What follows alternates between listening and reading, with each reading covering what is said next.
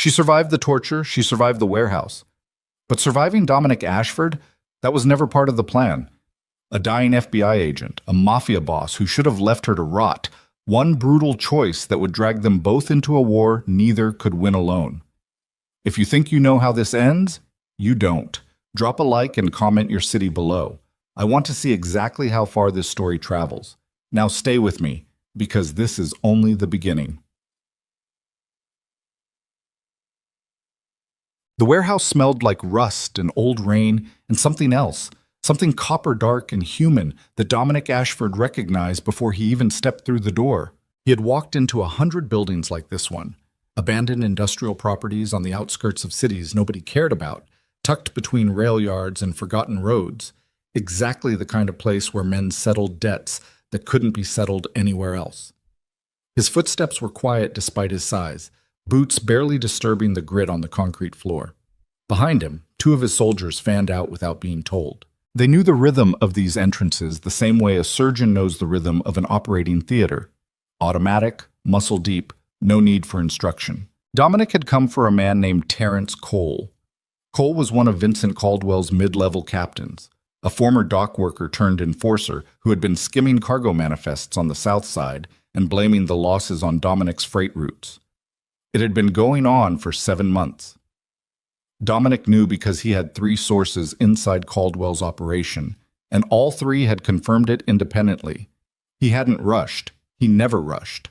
He waited until the evidence was clean and the moment was right, and tonight was both. But Terrence Cole was not in the warehouse. What Dominic found instead stopped him mid-step. She was chained to a support column near the back of the building, arms pulled above her head with the kind of efficiency that spoke of practice rather than anger. Her wrists were raw where the metal had bitten in.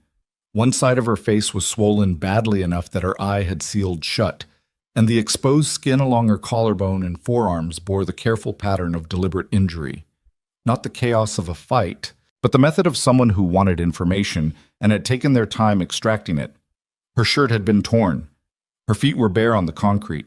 There was dried blood in her hair and fresh blood on her chin, and she was breathing in the shallow, labored way of someone who had been fighting to stay conscious for a very long time. Dominic stood there for 3 full seconds.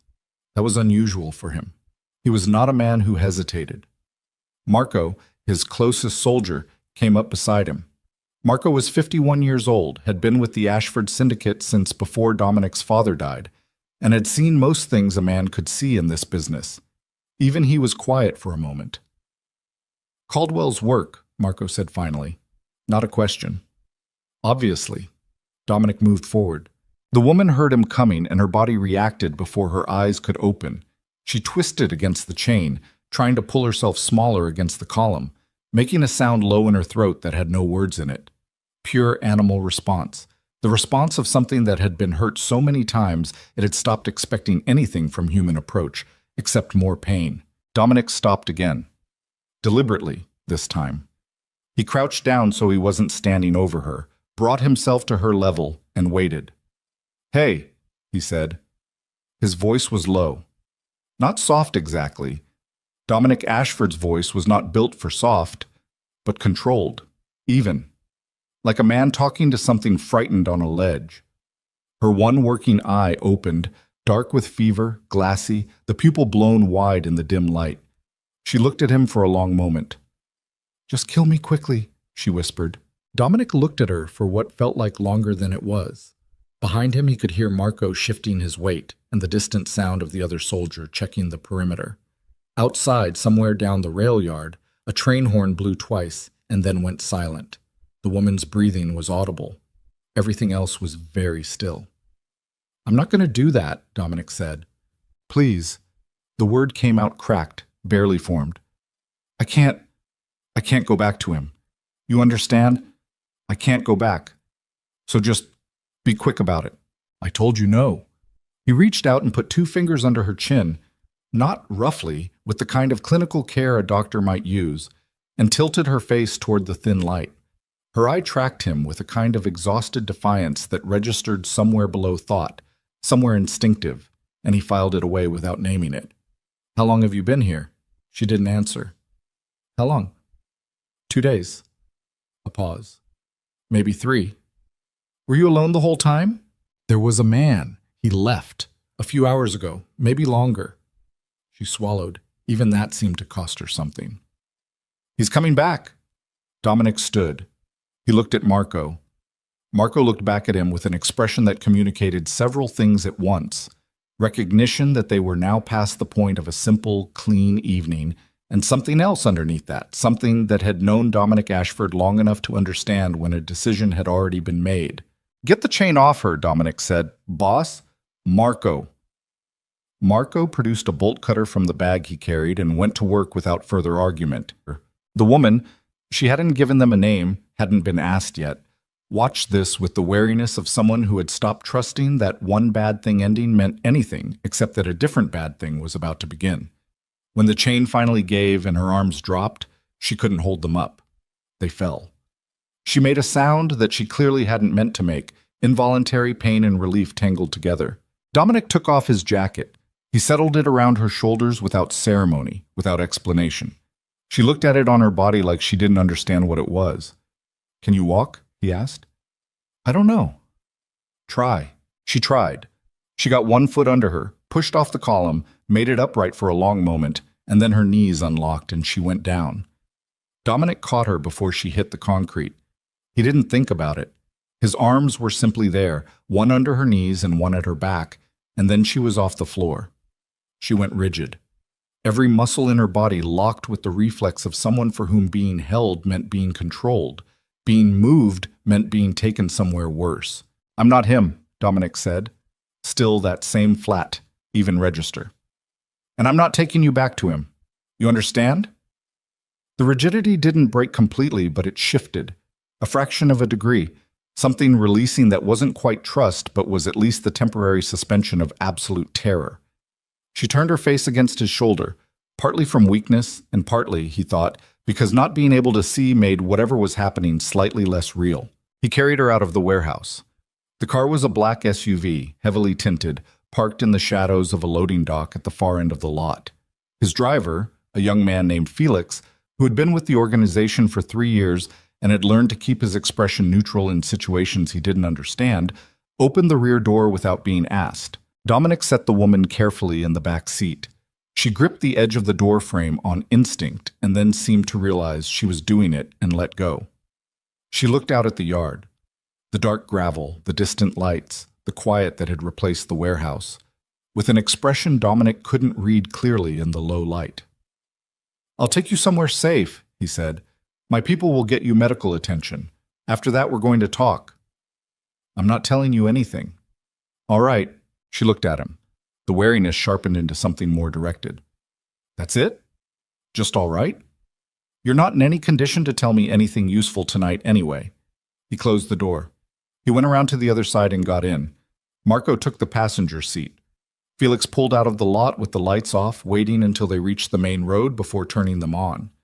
They drove for a while in silence. Then her voice came from the back seat, quieter than before, stripped of the defiance that had been holding it up. What's your name? Dominic looked out the window. Ashford, he said. A long pause. The Ashford Syndicate, she said slowly. Not quite a question, the way someone says something when they're confirming information they already had. Yes. Another pause, longer this time. Oh, she said, and then nothing else. None. The Ashford estate sat on 14 acres at the end of a private road in Westfield County, surrounded by a perimeter wall that looked like old architecture and functioned as something considerably more modern. Cameras covered every angle. Motion sensors layered the grounds. The security team rotated in 8-hour shifts and was managed by a former Army Ranger named Calvin, who had worked for Dominic's father and transferred his loyalty to Dominic without being asked, because he understood the difference between an institution and a man, and he had decided early on that this particular man was worth the commitment. The woman was taken inside through a rear entrance and brought to one of the estate's guest suites, which was located in the west wing, separated from the main family quarters by 2 locked corridors. A doctor who worked exclusively for the Ashford organization arrived within 40 minutes. His name was Reinhardt. He was 60 years old, methodical, and had long ago made peace with the nature of his clientele. He examined the woman without commentary, cleaned and closed the wounds that needed closing, administered antibiotics intravenously and something for the pain, and afterward found Dominic in the hallway outside. 3 broken ribs, Reinhardt said. Both wrists lacerated significantly, some nerve involvement. She may have limited feeling in her left hand for a few weeks. Possible mild concussion. The other injuries are painful, but they'll heal cleanly if she rests. He paused. Someone was very methodical with her. This wasn't done in anger. I know, Dominic said. She needs 2 weeks of rest minimum. No stress, no... I heard you, Reinhardt. The doctor looked at him over the rims of his glasses. She asked me who authorized bringing her here. What did you tell her? I told her I wasn't at liberty to say. He collected his bag. She has a mouth on her, even half unconscious. I thought you should know. After Reinhardt left, Dominic stood alone in the corridor for a while. Then he went back to his study and spent 3 hours on calls he had postponed, managing the ongoing operation of an organization that did not pause for personal complications. By the time he finished, it was past 3 in the morning. He poured 2 fingers of bourbon, carried it to the window, and looked out at the grounds without drinking it. The woman had said, "Just kill me quickly." He had heard those words before, from men in warehouses, said with resignation or bluster or genuine exhaustion. It was the voice of someone who had calculated their options and found them all equivalent. He had heard it, and he had, on previous occasions, obliged. He did not examine too carefully why tonight had been different. Her name was Evelyn Harper. He learned that on the 3rd day, when she was coherent enough to be difficult about it, which Reinhardt had predicted and Calvin had warned him about, and which proved to be, if anything, understated as a description. Dominic came to the guest suite in the morning. He knocked once, which was a courtesy he extended to almost no one, and then opened the door. Evelyn was sitting up in bed with her back against the headboard, her arms wrapped around herself in the particular way of someone protecting their ribs, looking at him with an expression that could have stripped paint. "Good morning," Dominic said. "I want to leave." "Good morning," he said again, and sat down in the chair beside the door. She stared at him. "Did you hear what I said?" "I heard you." "Then why are you sitting down?" "Because we're going to talk." He looked at her directly, the way he looked at everyone, without flinching, without aggression, simply with the full weight of attention. Some people found it more unsettling than anger. "Starting with your name." A pause. He could see her deciding how much cooperation cost her versus how much resistance cost her, and the math wasn't clean either way. "Evelyn," she said finally. "Evelyn Harper." "Evelyn," he said at once, testing the weight of it. "How do you know Caldwell?" Her jaw tightened. The swelling around her eye had come down in the past 3 days, and he could see both eyes now. Dark brown, direct. The kind of eyes that had been trained to observe more than they revealed. There was something in them that he kept nearly identifying and then losing again, something precise and guarded, and not quite consistent with the explanation he had been building in his head. "Does it matter? Someone beat the hell out of you and chained you to a wall. Yes, it matters. I worked for him." "Doing what?" She looked away. Out the window where the morning light was flat and gray and the estate grounds were quiet. "Administrative work, moving money. The kind of thing where knowing too much is dangerous and trying to leave is worse." Dominic watched her. He was good at watching people. He had been doing it since he was a teenager, standing beside his father in rooms full of men who all wanted something and were all pretending they didn't, and the education he had received in human behavior was more useful than most anything else he'd learned. He watched Evelyn Harper, and he noted the things that didn't quite line up.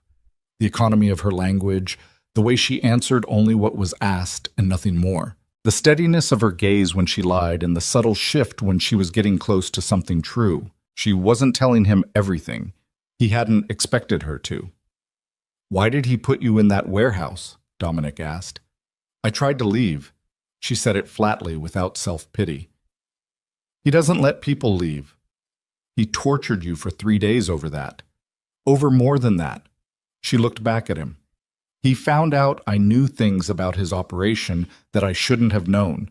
That changed the nature of the conversation." "What did you know?" "Nothing I'm telling you." He let that sit. Then, "All right." She looked at him with the same suspicion she'd had in the car. "You keep saying that." "Because it keeps being true." You don't have to tell me anything you don't want to tell me. He leaned back in his chair. But you need to understand your situation. Caldwell knows you're missing now. He's going to assume someone pulled you out of that warehouse, and given the location, he's going to assume it was me. Which means you're connected to this organization whether either of us likes it. That makes you my responsibility. I didn't ask to be anyone's responsibility. No, but here we are. She pressed her lips together. The look on her face was complex, anger and something underneath it, something tired and grudging and almost something else. Am I a prisoner? Dominic considered the question with the seriousness it deserved. You're under protection, he said, which practically speaking looks very similar. That's a yes. That's the truth. Caldwell has men watching the roads. You wouldn't make it 3 miles in your current condition before someone picked you up. I'm not holding you here because I want to. I'm holding you here because the alternative is you dying on a county road, and I already went to the trouble of not leaving you in that warehouse. Something shifted in her expression, not softening exactly, nothing so simple as that, but a slight recalibration, the way a person looks when they've been bracing for a wall and encountered something more complicated. How long? She asked. Until it's safe for you to move. And you decide when that is? Yes. She looked at him for a long moment, then she looked back out the window. Fine, she said. It didn't sound fine. It sounded like a woman making a tactical retreat and reserving the right to counterattack at a time of her choosing. Dominic stood. Reinhardt will be back this afternoon. I'll have someone bring breakfast. He was at the door when her voice stopped him. Ashford. He turned. The man who chained me up, she said. The one who was coming back. What happened to him? Dominic held her gaze for a moment. He won't be coming back, he said. He left her with that. The estate had 32 rooms and 22 staff members on any given day, a figure that included both the household personnel, who managed the physical property, and the security and operational staff who managed everything else. It ran on a rhythm that was domestic and organizational simultaneously, the way a warship might run. Meals at consistent times, briefings at consistent times, a pattern that imposed order on the unpredictable nature of the business conducted within its walls. Evelyn Harper disrupted that rhythm almost immediately. On her 4th day, Reinhardt arrived for his afternoon visit and found the guest suite empty. Calvin's team located her 20 minutes later in the East Wing Library, standing in front of the bookcase in a borrowed robe with a volume of criminal law theory pulled from the shelf, reading it with the focused attention of someone who had read this kind of material before. When the security officer who found her reported this to Dominic, he was quiet for a moment. Leave her, he said. She doesn't have clearance for that wing, sir. She's reading a book, not accessing the safe room. Leave her. On her 5th day, she found the kitchen. She was apparently there before the household staff arrived at 6 in the morning, had made herself coffee with the quiet efficiency of someone who had located the equipment through careful observation rather than being shown, and was sitting at the counter reading when the housekeeper arrived.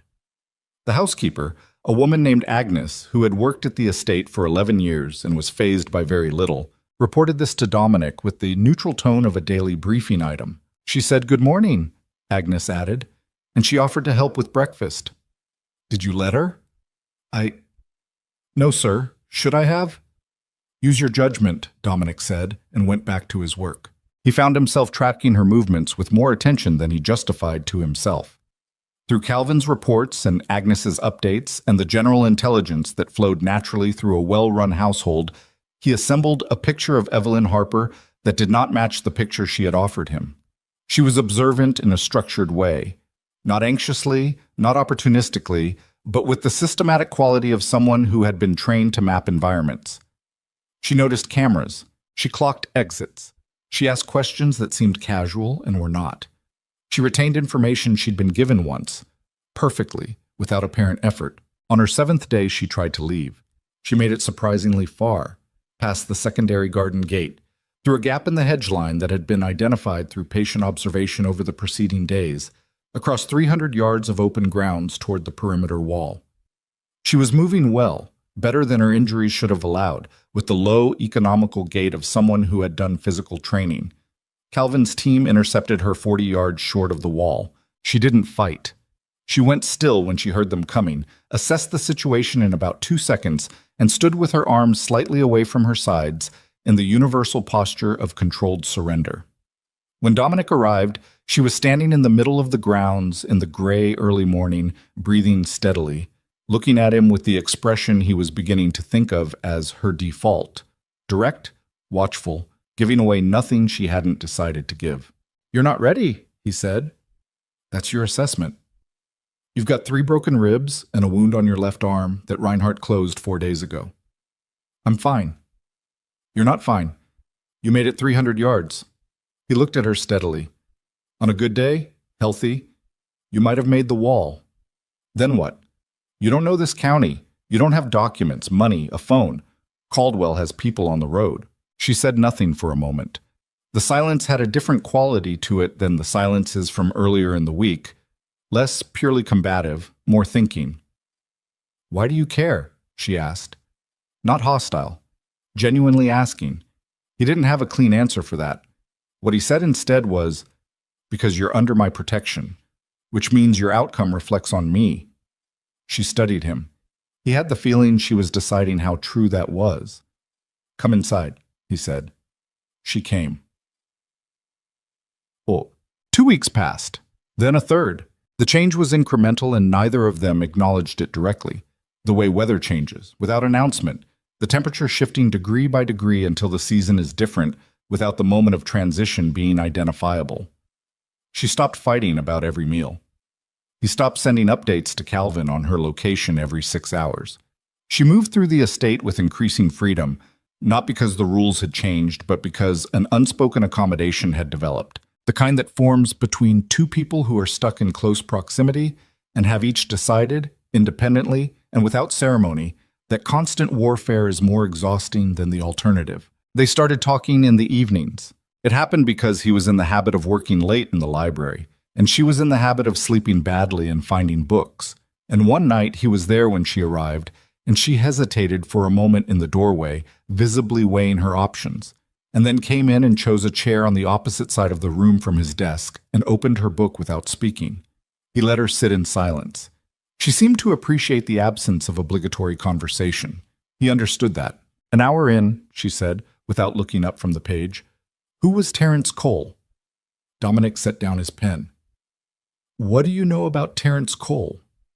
"I heard one of your men mention the name the night I was brought in. Whoever you went there to find." He was quiet for a moment. "He worked for Caldwell." "I know that." She turned a page. "Was he the reason you were in that part of the city?" "Yes. And finding me was unexpected." She nodded slowly, looking at the page she wasn't reading.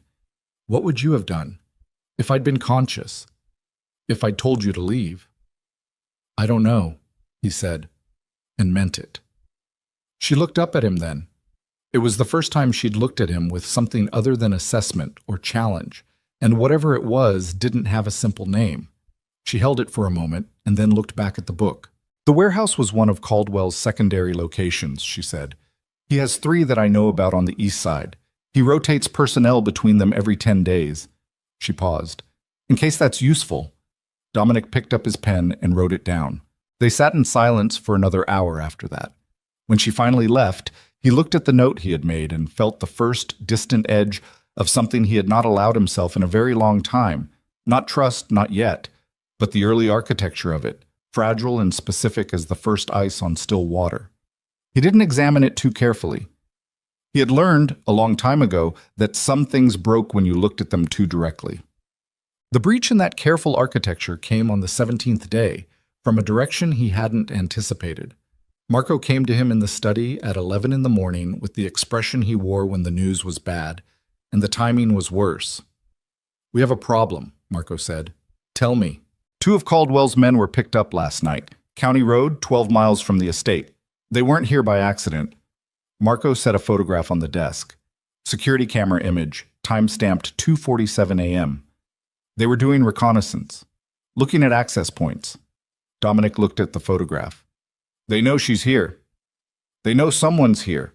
Whether they know it's the woman," Marco paused. "It's possible she was seen during the escape attempt." Dominic sat back. "Pull in the perimeter, full rotation, no gaps. I want Calvin's complete assessment by 3 o'clock. There's something else."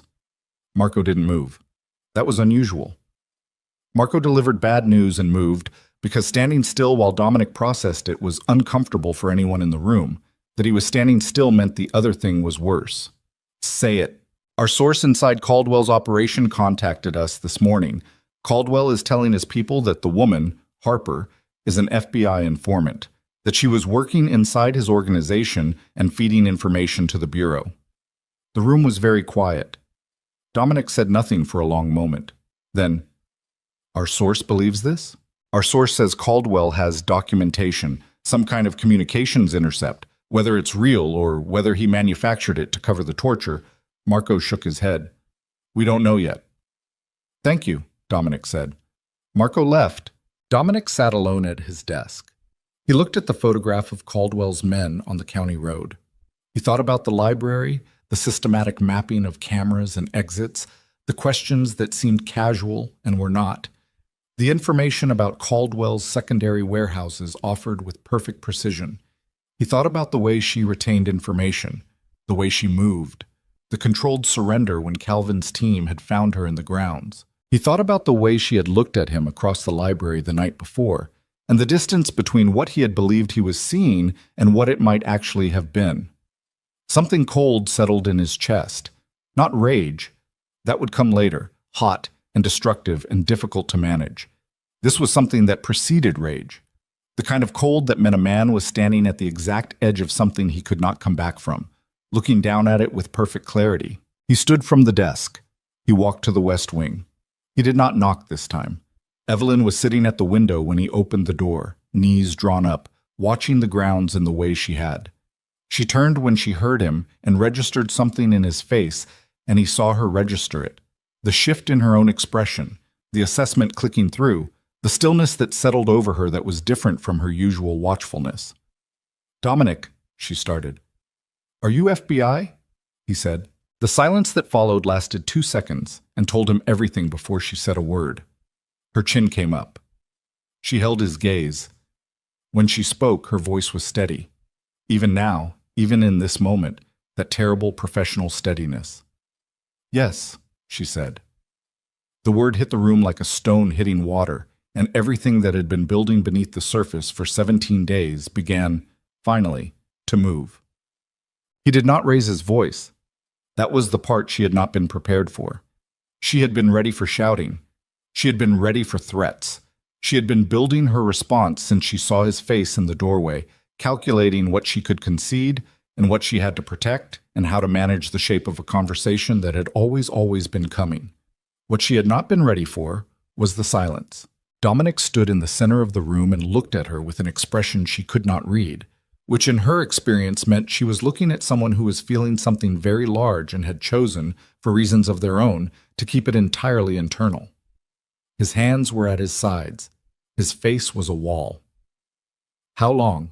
He said, still quiet. I've been undercover in Caldwell's organization for 3 years, she said. She kept her own voice flat, because flatness was armor, and she needed armor now. I was placed there by my field office to build a case against his trafficking network. 3 years, Dominic said. He said it the way people repeat information that hasn't found a place to land yet. I wasn't targeting your organization, she said. That's the truth. I had no reason to be. Evelyn. He said her name and it stopped her. There was something in it she couldn't categorize. Not anger, not accusation, something that cut more directly than either. Why were you still in that warehouse? She blinked. That was not the question she had expected. Caldwell found out 4 months ago, she said. My cover was burned. He had enough on me to compromise the operation if I surfaced, so my field office made the assessment that it was better for me to remain in place while they worked on extraction. She paused. The extraction took longer than projected. They left you there. Not a question. Something had moved across his face, fast and contained. They were managing a complex. They left you there for 4 months while he tortured you. He turned away from her, walked to the window she had been sitting at, looked out. And when I pulled you out, what was your assignment? She was quiet. What was your assignment? He said again, still facing the window. To report on the situation inside the estate. Her voice was steady. It cost her something to keep it that way. Any intelligence on Ashford Syndicate operations? Personnel. Structure. The silence that followed was the longest of the evening. And the information you gave me, he said. The warehouse locations. Real, she said immediately. That was real. She stopped, reorganized. I wasn't running a standard operation in here. The situation was the situation. He turned from the window. Choose your next words carefully. She looked at him. The professional distance she had been maintaining, the trained coolness, was beginning to develop fault lines she could feel, but could not stop. The situation changed, she said. For me, personally. I understand if you don't believe that. I don't know what I believe right now, he said, and the honesty in it, raw, direct, unguarded in a way nothing else he'd said tonight had been, landed somewhere in her chest like something thrown hard. He crossed the room to the door. He stopped there with his back to her. I need to think, he said. Dominic, I'll have Calvin secure this wing tonight. You won't be hurt. A pause. But you're not leaving. He closed the door. She heard the lock engage. She sat in the silence of the room and looked at the window he had stood at and thought about the word changed. What she had meant by it when she said it. What she would have meant by it a week ago, 2 weeks ago, the first night she had woken up in this room and cataloged exits and assessed threat levels and begun the automatic professional work of intelligence gathering inside an environment she had been assigned to penetrate. And she thought about when that work had become something else. She could not name the exact moment. That was the honest answer. The moments that mattered rarely announced themselves. She pressed her back against the headboard and wrapped her arms around her ribs and looked at the ceiling and thought, with the focused clarity of someone who has just watched a careful plan come apart, about what she was going to do next. On the grounds outside, she could hear the security team moving, additional bodies taking up positions, the quiet machinery of the estate adjusting its perimeter, containing her. But also, and she understood this with the kind of knowledge that came from 17 days of watching a man protecting her. She closed her eyes. Somewhere on the other side of the estate, a phone rang. She heard voices, too far to make out. She heard a door close. And in the silence after that, she made a decision that had been building for longer than she had been willing to admit. A decision that had nothing to do with the operation and everything to do with what the operation had, against every professional protocol, become. She was going to tell him everything, not because she had been ordered to, not because the strategic calculus demanded it, because if she didn't, the man who had carried her out of that warehouse was going to walk into a war that she was the only person who could see clearly enough to help him survive. She didn't examine what that meant about her too carefully. She had learned, somewhere in the past 17 days, that some things broke when you looked at them directly. The lock stayed engaged until morning, and by morning, everything had changed. The lock disengaged at 6:47 in the morning. Evelyn heard it, the specific mechanical sound of a deadbolt retracting, clean and definitive, and she was already sitting upright when the door opened. She had not slept. She had spent the night in the chair by the window, watching the grounds rotate through its security cycles, counting intervals, filing information she no longer had any intention of using the way she'd been trained to use it. At some point around 4 in the morning, the sky had gone from black to the particular dark gray that preceded dawn, and she had watched that change without seeing it. Calvin appeared in the doorway. He was in his usual configuration, clean clothes, alert eyes, the careful neutrality of a man who did his job without commentary on the nature of it. "Mr. Ashford would like to see you," he said. "When you're ready." "Now is fine." He walked her to the main study. Not the library where they had talked in the evenings. The formal study on the ground floor, the one she had mapped on day 4 and assessed as the operational center of the estate based on the pattern of who went in and out of it. She had not been in this room before. The door had always been closed. It was a large room. One wall was almost entirely windows looking out onto the east grounds. The desk was heavy and dark and covered in the organized density of a working surface. Papers, a laptop, 2 phones, a legal pad with handwriting she couldn't read from the door. Dominic was standing at the window wall with his back to her, hands clasped behind him, looking out at the morning light coming gray and flat across the grounds. He didn't turn when she came in. Calvin closed the door from the outside. The silence lasted long enough that she understood it was deliberate. Not hesitation, not discomfort, but the calculated use of silence by a man who had learned exactly what it did to people. She didn't feel it. She had been trained not to fill silences. She stood and waited and kept her breathing even. "Sit down," he said. Still not turning, she sat in the chair across from the desk. He turned from the window. He looked like he had not slept either, though it showed differently on him. Not in fatigue exactly, but in a kind of stripped quality. The same face with one less layer on it. He crossed to the desk and sat down and looked at her for a long moment with an expression she could not categorize. "Talk," he said.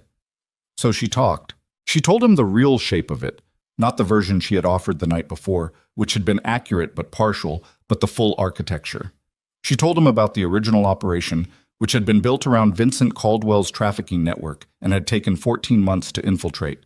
She told him about the 3 years she had spent inside that organization, the identity she had built and maintained, the evidence she had accumulated. She told him about the moment her cover broke, a communications intercept that Caldwell had obtained through a corrupted tech contractor inside the Bureau's regional office, and about the 4 months that followed, which she described with the same flat economy she used for everything, because the alternative was something she was not prepared to do in front of this man or anyone else. Dominic listened without interrupting. His hands were flat on the desk. His face was still. When she finished, the silence was different from the one at the beginning, fuller, heavier. "Your field office knew he had you," Dominic said. "Yes. And they left you in place. They determined that surfacing me would compromise the larger operation." She kept her voice even. The calculus was that the intelligence value outweighed. "Don't." He said it quietly. "Don't give me the bureaucratic language. You've been doing that since you came in here, and I'm asking you to stop." She looked at him. Something shifted in her chest, a small, involuntary thing she didn't have a name for. "They decided I was more useful as bait than as an agent," she said. "Caldwell thought he had control of me. As long as that was true, he was operating openly. They were building a case on his activity while he thought I was contained, while he was torturing you." "Yes." "For 4 months." "Yes."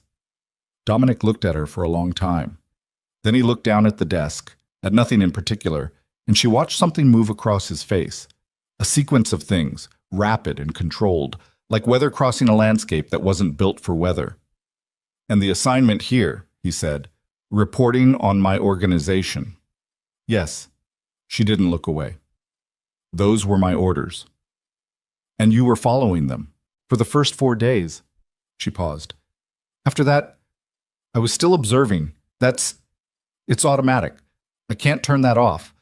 But I wasn't filing reports. I didn't have a way to contact my handler from inside the estate without your people detecting it. And by the time I could have found a way..." She stopped. "By the time you could have found a way," he said, not prompting her, just finishing the thought the way someone does when they already know the end of it. She looked at him. "It had changed," she said.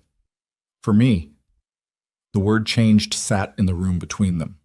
He didn't pick it up, and he didn't dismiss it. He let it exist, which was in some ways harder to deal with than either of the alternatives. "What do you want?" he asked. The question surprised her. She had been prepared for interrogation, for ultimatums, for the specific kind of conversation that happened between people who were negotiating the terms of an ongoing conflict. She had not been prepared for that. "What?" "Right now, sitting in this room, what do you want?" She thought about it honestly, which was the only way she could think about anything at this point. "I want you to understand that I'm not your enemy," she said. "I want the chance to be useful to you in a way that matters, because I have information that you need, and I'd rather give it to you willingly than have you try to extract it another way." She paused. "And I want to stay alive long enough to deal with Caldwell, because that's been unfinished for 4 months, and it's the only thing I've been holding on to." Dominic looked at her. Something behind his eyes was moving, assessing, doing the calculation. "Stay alive," he repeated. "That's the priority." "That's always been the priority. I'm very good at it, usually." Something moved at the corner of his mouth. It wasn't quite a smile. It was the ghost of one, there and gone before she could be certain she had seen it. "I'll be honest with you," he said. "Please. I don't know what to do with you yet." He said it without apology. I've been running this organization for 11 years and I've never had a situation that looked exactly like this one. So I need time. How much time? I don't know that either. He stood from the desk. You'll have full access to the estate. No restrictions. He paused. Except the perimeter. Still not free to leave. Still not safe to leave. There's a difference. He moved toward the door, then stopped. Turned back. The corruption in your field office. The tech contractor who burned your cover. How deep does it go? She felt the shift in the conversation. The pivot from personal to operational. And something in her settled. This she knew how to do. I don't know the full depth, she said. Caldwell has at least one active source inside the Bureau's regional operations. Maybe more. The contractor was one vector. There could be others. Dominic nodded slowly. All right, he said. You keep saying that. It keeps being the right answer. He opened the door. Breakfast is at 8. He left. She sat in the empty study alone for a moment. Then she stood, squared her shoulders in a way that was entirely automatic, and went to get coffee. Marco did not trust her. He did not make this subtle. He didn't threaten her. He was too disciplined for that, and Dominic had made his position clear. But wherever Evelyn went in the estate during the days that followed, if Marco was also in the estate, she felt his attention on her like a temperature change in a room. He watched her the way a man watches a door he expects to come off its hinges. She understood it. She even respected it. An organization's survival depended on exactly this kind of vigilance, and she would have been suspicious of any operation that welcomed her without reservation. But it made the days harder. She found a routine. She used the estate's small gym in the mornings, moving carefully around her ribs, building back what 4 months of Caldwell's hospitality had taken from her. She read in the library in the afternoons. She began to have conversations with Agnes about the household, which were ostensibly about the logistical management of a large property and were actually the only genuinely relaxed exchanges she had with anyone. Agnes had opinions about everything and expressed them with the freedom of someone who had long ago established her indispensability, and Evelyn found the bluntness restful in a way she couldn't entirely account for. In the evenings, Dominic came to the library. Sometimes they talked. More often, they were simply in the same room, and that had its own quality. A specific kind of quiet that was different from the isolated quiet of the room alone. Thicker, somehow. More present. He told her things, in pieces, over those evenings. Not strategic information, nothing operational, nothing that would have given her any leverage. But pieces of the man. The way he had inherited the Ashford Syndicate at 19, 2 weeks after watching his father die in a conference room on the south side of the city with 3 other men who had decided the elder Ashford was more useful as a symbol than as a living authority. The way he had spent the following 6 months doing the thing that was necessary to consolidate the organization. The thing he had done without flinching, because flinching was a luxury that 19-year-olds who ran crime syndicates did not have. The way he had stopped flinching eventually, which he described not as a loss but as a fact, in the tone of someone who had made peace with what they had become. She listened to all of it and said little, because there was nothing appropriate to say, and he wasn't looking for absolution, and the fact that he was telling her at all meant something that she was not ready to examine in plain light. On the 22nd day, Marco brought intelligence that changed the shape of things. Dominic called her to the study. He was already there when she arrived, and Marco was with him, standing to the left of the desk with the expression he wore when he was delivering bad news, and watching for reactions simultaneously. A laptop was open on the desk, turned so the screen faced her chair. She sat. She looked at the screen. It was a surveillance photograph. Long range, slightly grainy, the kind produced by stationary observation equipment rather than active tracking. She recognized the location. A parking structure on the eastern edge of the city, the kind of anonymous concrete space that became meeting points for exactly this type of conversation. She recognized one of the figures in the photograph, her handler, Special Agent Dennis Marsh. She had worked with him for 6 years. She knew the way he stood, weight forward, hands tucked at the small of his back, the same as every other surveillance photograph of every field contact she had ever processed. The other figure she did not recognize. She looked at Dominic. "Do you know who that is?" he asked, meaning the unidentified figure. "No." She kept her voice level.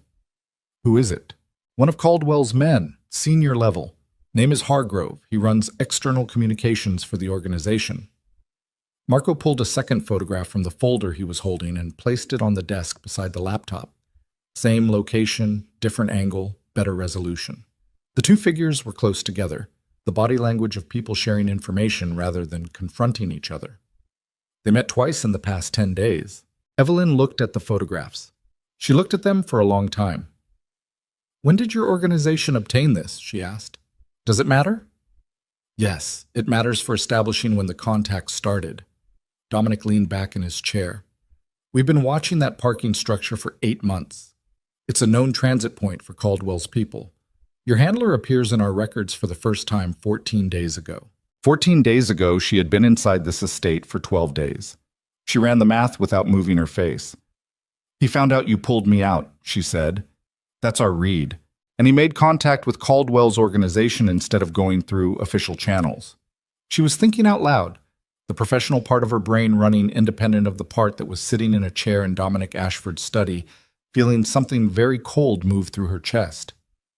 Which means, either he's been compromised for longer than this and I didn't know it, or the operation was never entirely what you were told it was, Dominic said. The room was very quiet. She had known this was possible. She had suspected it, in the shapeless, inadmissible way that field agents develop suspicions they can't act on without evidence and can't report without career consequences.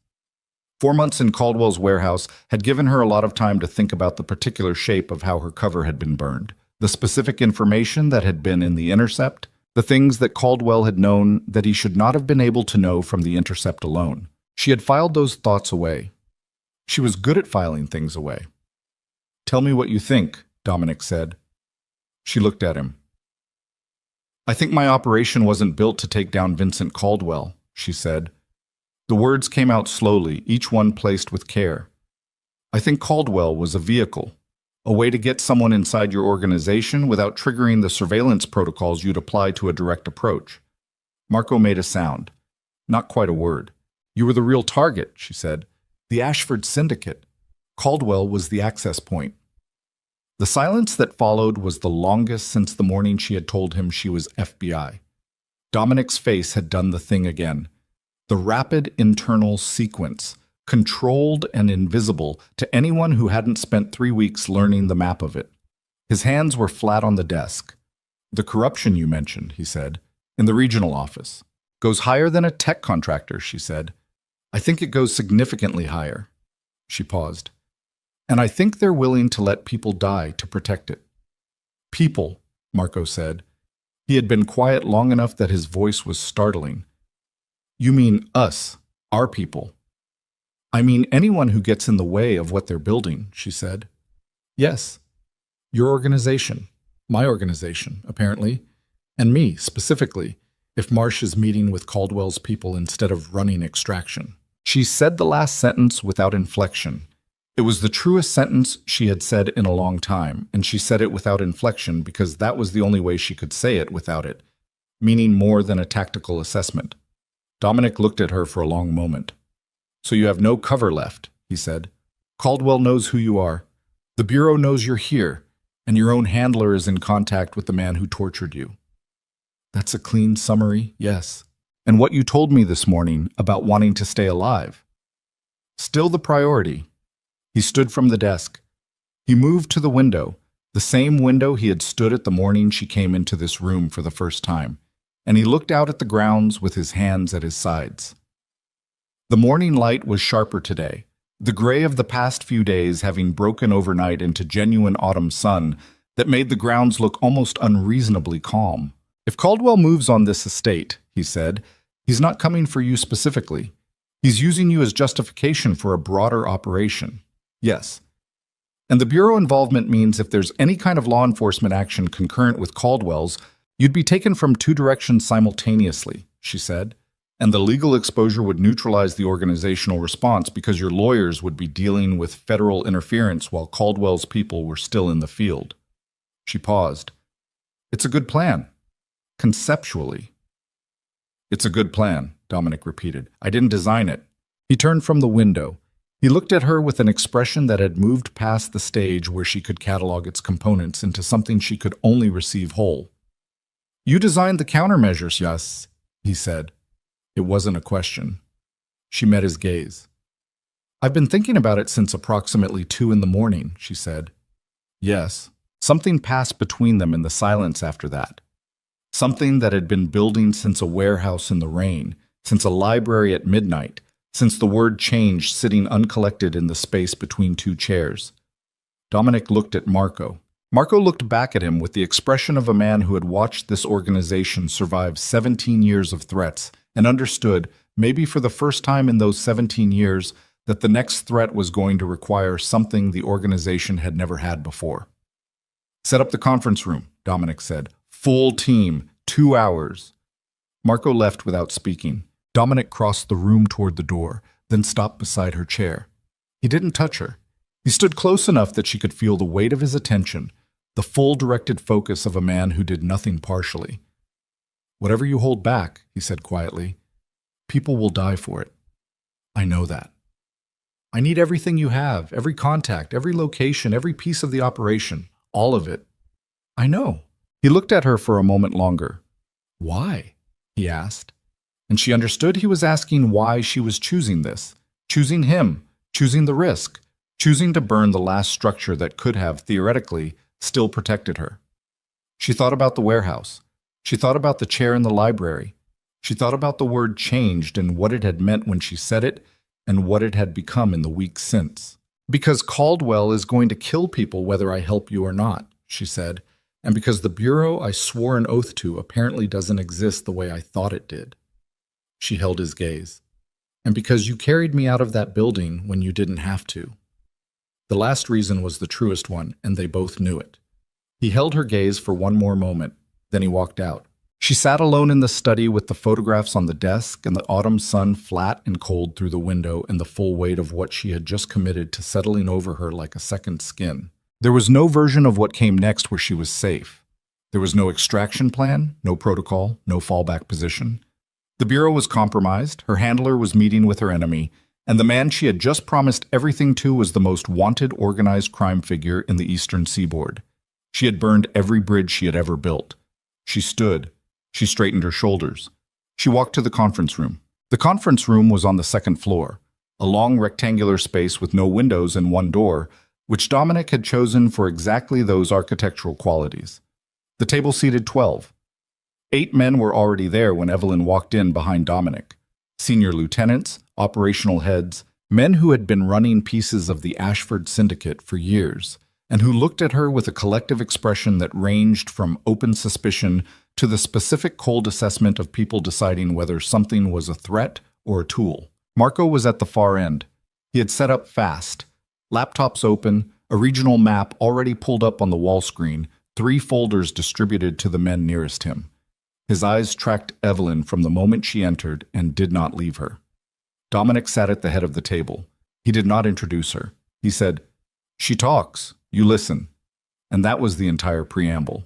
Evelyn stood at the front of the room and looked at 8 men who had every reason to want her gone and laid out everything she had. She gave them the Bureau's operational structure as she understood it, the field office hierarchy, the chain of command above her handler Dennis Marsh, the names of the 2 supervisory agents she had reported to over 3 years.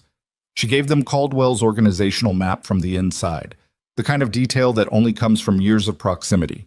Safe house locations, the rotation schedules she had mentioned once before, and now elaborated in full. The money laundering network that moved Caldwell's earnings through 3 separate front businesses on the east side. She gave them the names of the corrupt officials she had personally observed receiving payments. She gave them the timeline of her cover being burned, the specific intelligence in the intercept that had exposed her, and her analysis of why that intercept contained information that should not have been accessible from Caldwell's end without internal bureau assistance. She talked for 40 minutes without notes. When she finished, the room was very quiet. One of the lieutenants, a heavy-set man named Garrett, who ran the syndicate's port operations and had not looked away from her once during the entire 40 minutes, said, "How do we know any of this is real and not a more sophisticated version of the same operation she was already running?" "We don't," Dominic said, not with certainty. He looked at Evelyn. "What can be independently verified? The safe house locations. Send someone to watch the rotation. It runs on a 10-day cycle. I told you the addresses in the first week. She looked at Garrett directly. The third address, on Kellerman Street, should have a personnel exchange in the next 48 hours. If it does, the rest of the timeline holds. Garrett looked at Dominic. Dominic looked at Marco. Marco wrote something down. The officials, said another man, younger, sharp-faced, who she had identified as the syndicate's financial operations head.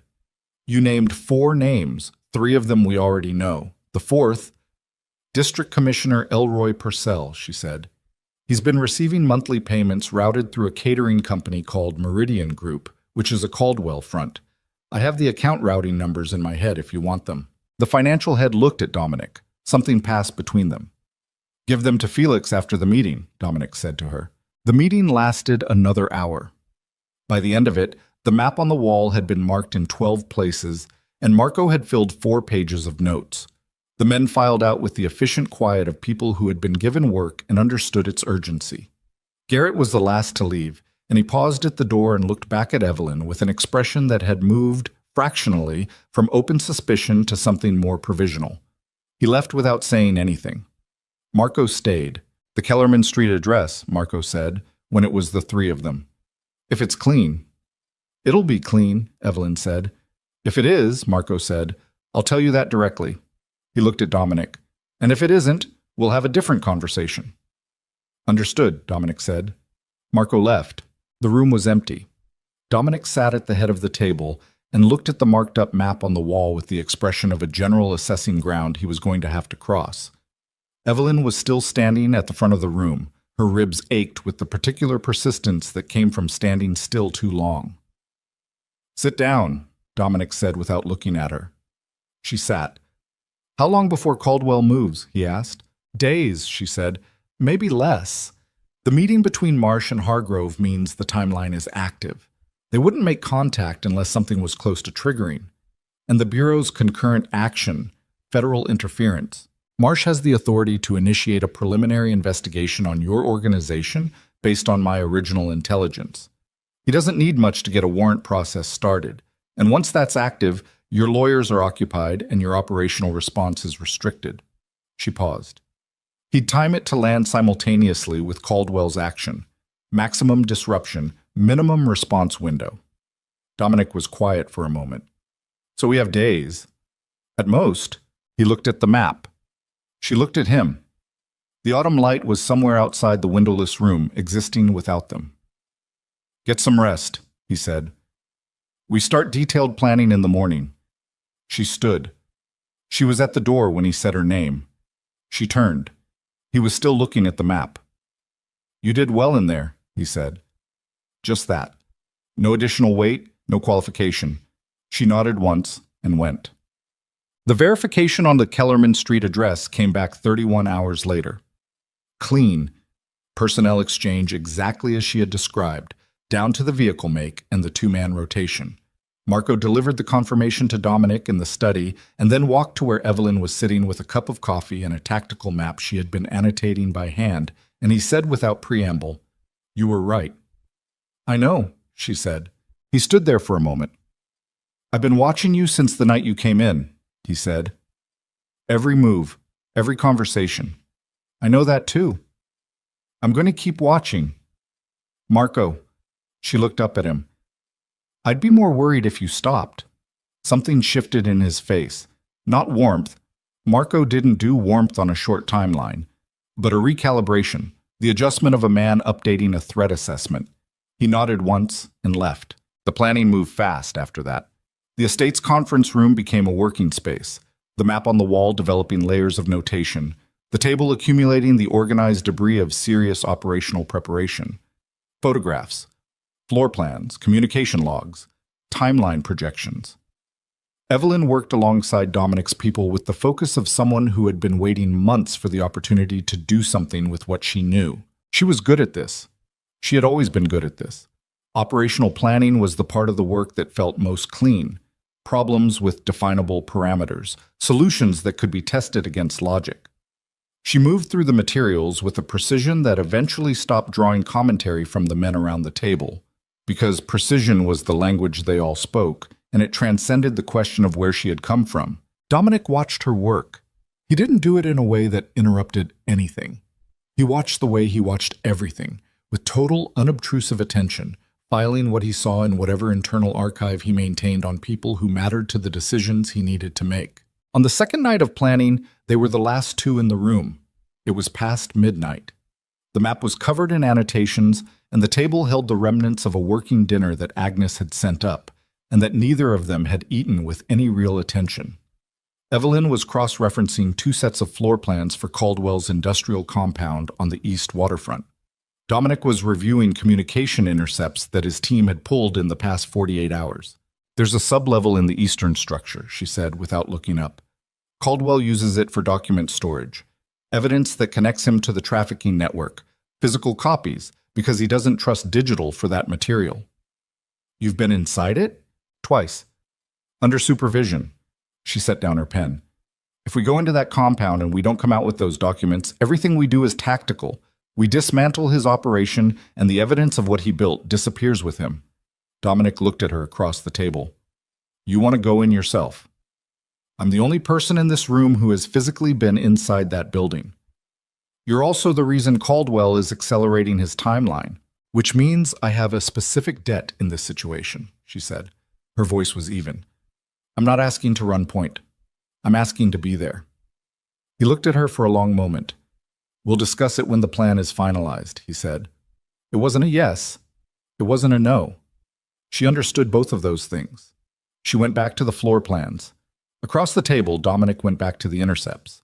The clock on the wall moved through the small hours in the particular way of clocks in rooms where serious decisions are being made, each second individual and present, nothing blurring together. Neither of them noticed when the hour passed midnight and kept going. Chayat. The call came at 5:40 in the morning on the third day. Evelyn was asleep for the first time in what felt like the entire week, genuinely asleep, not the shallow, suspended vigilance she had been managing, but actual sleep, the kind the body demands eventually, regardless of circumstance. She came up out of it to the sound of raised voices in the corridor outside her room, and she was on her feet and at the door before she was fully conscious. Calvin was in the corridor. His face was wrong, controlled, but with the specific tightness of controlled alarm, the expression of a man managing information he didn't want to be managing. "What happened?" she said. "Mr. Ashford needs you in the study," he said. She went. Dominic was standing at the desk. Marco was there. A third man she recognized as one of the communications analysts was seated at the laptop, his face pale. On the screen was an audio waveform, paused. Dominic looked at her when she came in. His face was doing the controlled sequence thing, but faster, less contained than she had seen it before. Something large was moving underneath it. "When did this come in?" she asked, looking at the analyst. 40 minutes ago, the analyst said. "It was routed through one of our monitored channels. Whoever sent it wanted us to find it." "Play it," she said. Dominic said, "Evelyn, play it." The analyst hit play. The voice on the recording was Dennis Marsh. She recognized it within the first two syllables. 6 years of phone calls, briefings, post-operation debriefs, the familiar cadence of a man she had trusted with operational details that could have gotten her killed in the field, and had apparently, she now understood, been providing to people with an interest in exactly that outcome. Marsh was talking to someone she didn't immediately identify. The conversation was clipped, professional, the shorthand of people who had been working together long enough to strip language down to essentials. She listened with the complete focused attention of someone processing information that was simultaneously professional intelligence and something deeply, viscerally personal. The recording was 4 minutes and 20 seconds long. When it ended, the room was silent. She stood very still. She was aware of her own breathing, of the specific weight of air in her chest on each inhale, of the way her hands were hanging at her sides with a stillness that was conscious rather than natural. What the recording contained was not the worst thing she had heard in the past several months. It was, however, the thing that made the shape of everything else finally, undeniably clear. Marsh had not been recently compromised. The recording referenced operational decisions that dated back 22 months, a year and 10 months before Evelyn's cover had been burned. The operation inside Caldwell's organization had not been designed to survive.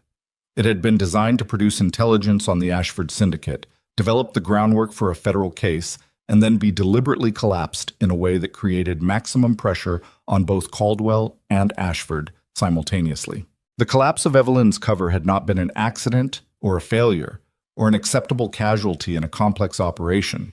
It had been the plan. She had been the plan. "They built you as a disposable asset from the beginning," Marco said. His voice was quiet, which was somehow worse than if he had been loud. 3 years. She didn't answer him. "Evelyn." Dominic's voice, closer than she had registered. She hadn't heard him move. She turned and looked at him. She was aware that her face was doing something she wasn't fully in control of. Not tears. She was a long way from tears. Something more fundamental than that. The expression of someone standing in the rubble of a structure they had organized their life around. "I need a minute," she said. "Take it." She didn't take it. She didn't have a minute. She turned back to the analyst. The second voice on the recording, I didn't recognize it. The analyst looked at Dominic. Dominic nodded. "We ran a voice match," the analyst said. "We have a partial ID. The confidence level is—" He paused. "It's high enough." He turned the laptop toward her. She looked at the name on the screen. Assistant Director Raymond Coyle. Eastern Regional Bureau. Her field office's direct superior. The man whose signature appeared on every operational extension she had been granted during 3 years undercover. The man who had, on the 4 occasions she had met him in person, looked at her with the avuncular approval of a supervisor satisfied with his agent's performance. The man who had apparently been architecting her expendability since the operation was designed. She looked at the name for a long time. Then she looked at Dominic. "He has the authority to initiate federal action unilaterally," she said. Her voice came out level. She filed that away as a minor professional achievement. "If he's moving against your organization in coordination with Caldwell, he doesn't need a warrant process. He can trigger emergency investigative authority and have federal agents on your perimeter within hours." "We know," Dominic said. "You knew before this recording." "We suspected. This confirms it." He was watching her with the full weight of his attention. "Are you all right?" The question landed differently than it would have 3 weeks ago. 3 weeks ago, she would have deflected it automatically, turned it back into operational language, kept the personal and the professional in their separate containers the way she had been trained to do. The containers had been breaking down for days, and this morning they were gone entirely. "No," she said, simple and direct. "But it doesn't matter right now." Something in his face moved. "It matters," he said quietly. She looked at him. "Dominic, how long do we have before Coyle moves?" He held her gaze for a moment longer than the question required. Then he straightened and looked at Marco. "Analysis? If the recording was routed to us deliberately, and we believe it was, because Caldwell wants us reactive and off balance going into whatever he's planning, then the action is closer than we thought. Within 24 hours, possibly less." Marco's voice was grim. "They sent us the recording to freeze us, to make us spend time managing the fallout instead of preparing." "Then we don't spend time managing the fallout," Evelyn said. She turned to the map on the wall. The one from the conference room had been reproduced here, slightly smaller, the annotations transferred. She found Caldwell's industrial compound. She found the 3 primary approach routes. She found the sub-level entrance she had marked 2 days ago. "We accelerate the operation." "We're not ready," Marco said. "We won't be more ready tomorrow when federal agents are on the perimeter and Caldwell's people are moving on the estate." She turned from the map to look at Dominic. "You go tonight or you don't go." The room was quiet. Dominic looked at the map. He looked at her. He looked at Marco. Marco, for the first time in the entirety of this situation, looked back at Dominic without an obvious counter-argument positioned behind his eyes. "Tonight," Dominic said. "There's something else," the analyst said. He had been quiet so long they had almost stopped accounting for him. He was looking at his screen with an expression that meant he did not want to say what he was about to say. "We picked up secondary movement on the county road, eastern approach to the estate." He looked up. "Caldwell's people. Mobile, not stationary. They're not doing reconnaissance." The implications of that settled over the room in about 2 seconds. "They're already moving," Marco said. "They sent the recording to freeze us," Evelyn said. "And they're already moving." Dominic moved to the desk and picked up his phone. He made 2 calls in rapid succession, each one 3 sentences or fewer, and the estate responded. She could hear it, even from inside the study, the change in the quality of the silence outside as additional personnel moved into position, the distant sound of vehicles repositioning on the grounds. He set the phone down and looked at her. "You wanted to go in," he said. "Yes?" "We're going in tonight." He held her gaze. "Stay close to me." She nodded. He turned to Marco. "Full team, 2 hours." He looked back at the map. "We end this tonight." Outside the study, the estate moved with the contained urgency of people who understood that the window between preparation and catastrophe had just become very, very narrow. And somewhere on the eastern road, in vehicles moving without lights through the pre-dawn dark, the men Vincent Caldwell had sent were already close enough that the sound of their engines, if the morning had been quiet enough, might almost have been. The engines they almost heard became engines they definitely heard 12 minutes later. Calvin's voice came through the estate comm system with the flat urgency of a man reporting facts in sequence, because sequence was the only thing that mattered now. 3 vehicles on the eastern approach. Armed personnel, number unknown, moving fast. ETA to the perimeter wall, 4 minutes. Dominic was already moving. The estate transformed in the space of those 4 minutes with the efficiency of an organization that had drilled for exactly this contingency and hoped never to use the drill. Security personnel took positions. Non-essential staff moved to the interior safe room on the ground floor. Calvin coordinated from the security hub, his voice cycling through the comm in short, precise bursts. The vehicles in the rear courtyard, 3 black SUVs loaded with equipment, and the 12 men Dominic had designated for the compound operation, held position on his order.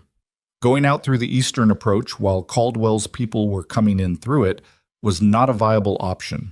Evelyn was given a weapon by a man she hadn't spoken to before, a compact handgun pressed into her hands with the efficiency of a supply transaction, and she checked the chamber and the magazine with the automatic fluency of someone for whom this was muscle memory and fell into position behind Dominic without being told. He glanced back at her once. She met his eyes. He turned forward. The first vehicle hit the perimeter gate at speed. The gate held. It was built to hold. Reinforced steel behind the architectural stonework that made it look decorative, but the impact came through the grounds as a physical thing, a concussive shudder that Evelyn felt in her feet and her damaged ribs simultaneously. Then the shooting started. It came from outside the wall first, suppressing fire directed at the camera positions, and Calvin's team returned it from the interior emplacements with disciplined efficiency. Dominic pulled her into the cover of the east wing exterior wall. Marco materialized on her other side. The 3 of them were pressed against stone, the gunfire a continuous presence now, close enough that she could hear the specific sound of rounds hitting the wall above them. Not abstract, not distant, the intimate percussion of violence at close range. "Eastern gate won't hold past the second vehicle," Marco said. He had to raise his voice slightly. Not shouting. Controlled projection. "I know," Dominic said. "If they get inside the perimeter—" "I know, Marco." Evelyn was looking at the courtyard. The 3 operational SUVs were still there, engines running, 12 men waiting. The eastern approach was compromised. The western exit was the long route, added 7 minutes to the drive time, put them on an exposed road for longer, but it was clear. "West gate," she said. Both men looked at her. "Your people hold the eastern perimeter long enough for the operational vehicles to exit west. Calvin's team can manage a defensive action for," she ran the math, 20 minutes. "We'll be at the compound in 18. "We go now, we leave the estate undermanned," Marco said. "The estate is already undermanned against what's outside that wall," she said. "Staying doesn't fix that. Going fixes everything, because if we take Caldwell's compound and those documents tonight, there's nothing left to fight over." Marco looked at Dominic. Dominic looked at the gate, then at the courtyard, then at Evelyn. "Calvin," he said into the comm. "Sir?" "Hold the eastern perimeter, 20 minutes. Can you do it?" A pause. 2 seconds, which was a long 2 seconds, in the middle of a firefight. "Yes, sir." "Operational team, West Gate, now." They ran. Then, the compound was 11 miles from the estate on the eastern waterfront, a collection of industrial buildings that had once processed freight and now processed the kind of commerce that didn't appear on manifests. Evelyn had described it in planning sessions until she could see it in the dark behind her eyes. The main gate, the secondary entrance on the waterfront side, the internal camera positions, the guard rotation schedule, the specific geography of the sublevel where the documents were stored. The drive took 16 minutes. She spent them in the lead vehicle between Dominic and Marco, going over the entry sequence one more time with the two men who were running point on the breach team. Not because they hadn't heard it, because repetition under pressure was the difference between a plan and an execution. Sublevel entrance is on the northeast interior wall, she said. Steel door, keypad entry. The code was changed monthly. Last rotation would have been 11 days ago. I don't have the new code. We bypass it, said the point man. His name was Torres, compact and quiet, the kind of professional who communicated primarily through action. The bypass will trigger a local alarm, she said. Isolated from the main system, Caldwell didn't want his external security personnel to have access to that room, but there will be someone inside who hears it. How many inside? 2, when I was there. That may have changed. Torres nodded once and looked at Dominic. Dominic looked at Evelyn. Anything else about that room I need to know before we go in? The documents are in a fireproof cabinet against the south wall.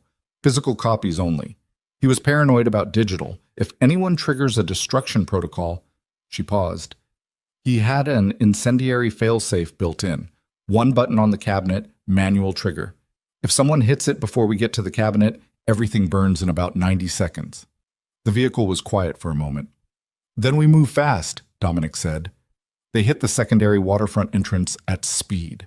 Yeah, the breach was loud and fast and not clean in the way that plans were clean, because plans existed in conference rooms and executions existed in the specific resistant reality of a building full of people who did not want to be breached. The first 2 guards at the waterfront entrance were handled in the initial 30 seconds.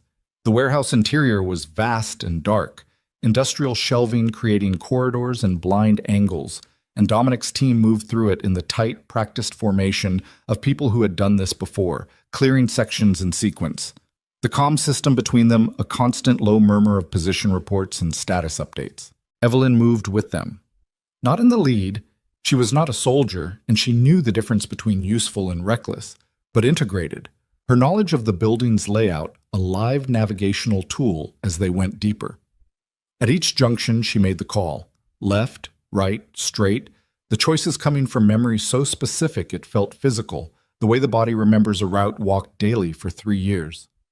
Northeast corridor, she said. 40 feet, then left. They took the left. The alarm from the sublevel door had not sounded yet, which meant they had not been detected at the bypass point, which meant Torres had found another way in or was still working on it. She keyed her comm. Torres. Status. 30 seconds, Torres said. His voice was entirely calm. They were 20 feet from the sublevel entrance when the shooting started from above. It came from the second-floor gantry, 2 men, elevated, with sight lines down the main corridor. The first burst caught the space behind Dominic's team, close enough to be intentional warning rather than poor aim, and then the second burst was not a warning. One of the team went down hard. She heard it more than saw it, the specific sound of a body losing coordination and hitting concrete, and then everything accelerated into the particular chaos of a firefight in an enclosed space, which was louder and more disorienting than any amount of preparation fully accounted for. Dominic pulled her sideways into the cover of a shelving unit. His hand was on her arm and then gone, and he was moving, low and fast, toward the base of the gantry stairs with 2 of his men flanking him. She pressed herself flat against the shelving and kept her weapon up and tracked the second gunman on the gantry, who was repositioning, trying to get an angle on Dominic. She fired twice. The second gunman went down. The first was already engaged with Dominic's men at the base of the stairs, and that engagement lasted another 20 seconds and ended with the sound of someone hitting the metal gantry floor from a height that did not leave options. Silence. Relative silence. The kind with ringing in it. Harper. Dominic's voice. She located him at the foot of the stairs. He was looking at her across the warehouse floor with an expression she couldn't fully read in the dark. You hit? No. She pushed off the shelving. Torres. I'm in, Torres said through the comm. Sublevel. No one down here. Getting eyes on the cabinet now. She moved. Dominic moved with her. The The sublevel was exactly as she remembered it, and exactly as she had described it. Low ceiling, industrial lighting, the smell of old paper and climate control, and something chemical underneath. The fireproof cabinet was against the south wall, gunmetal gray, the manual trigger a red lever on the upper right that she had noticed on both of her previous visits with the careful attention of someone cataloging exits and dangers simultaneously. Torres was at the cabinet. He had the door open. She didn't ask how, and was already pulling files. "How much?" Dominic asked. "Enough," Torres said. He was moving fast, transferring files to the bags he'd brought. 3 years of documentation, minimum. This is... He stopped. "What?" Dominic said. Torres held up a folder. He turned it so Dominic could see the tab. Evelyn could see it from where she was standing. It wasn't Caldwell's name on the tab. It was hers. She crossed the room and took it from Torres. She opened it. It was her entire operational file. Not the Bureau's version. She knew the Bureau's version, had contributed to it, understood its structure. This was Caldwell's version, assembled over 3 years from the inside. Surveillance photographs of her at meetings she had attended as her cover identity. Transcripts of conversations she had believed were private. Contact schedules. The communications intercept that had burned her cover, annotated in a handwriting she now, with the sick clarity of hindsight, recognized, and behind the intercept, a separate document. Shorter. 3 pages. She read the first paragraph and her hands went still. "Evelyn," Dominic said. She looked up. She was aware that she was very quiet in a way that was different from her professional quiet. Something beneath that, something structural. "It's not Marsh's handwriting on the intercept annotation," she said. "I thought it was Marsh. I've been thinking it was Marsh since I saw the photographs of his meeting with Hargrove." She set the folder on top of the cabinet. "It's Coyle's." Dominic looked at the folder, then at her. "Coyle didn't just authorize the operation," she said. "He built the intercept. He manufactured the intelligence that burned my cover and gave it to Caldwell himself." She paused. "Marsh didn't know. The meeting on the county road, Marsh wasn't compromised. He was trying to find me." Her voice was entirely flat. "Coyle has been running both sides of this for 2 years. He has Caldwell's documentation of the trafficking network as insurance against Caldwell ever moving against him, and he has the federal authority to bury your organization on demand.